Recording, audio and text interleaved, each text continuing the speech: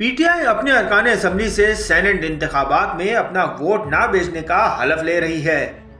मुल्क की सबसे ज्यादा नजरियाती सियासी जमात होने की दावेदार पार्टी का हाल ये है कि उसकी क़यादत को अपने अरकान असम्बली की अमानत व दयानत पर एतमाद ही नहीं, इसीलिए तो हर अहम मौके पर वफादारियां तब्दील करने या बेचने के हवाले से शोर मच जाता है।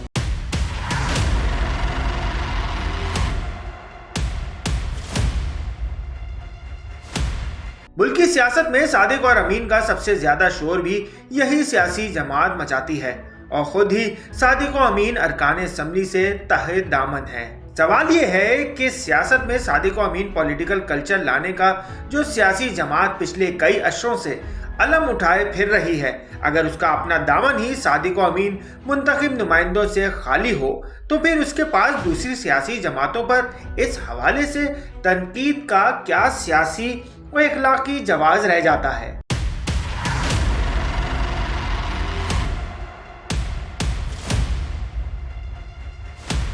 पीटीआई रहनुमा शेर अफजल मरवत तो बाकायदा 40 नामालूम पीटीआई अरकान पंजाब असम्बली की वफादारी पर शक का ऐलानिया इजहार भी कर चुके हैं। अडियाला जेल में बानी चेयरमैन से जब ये सवाल पूछा गया तो मारे शर्मिंदगी के उन्होंने ये कहकर जान छुड़ा ली कि यह मामला मेरे इल्म में नहीं।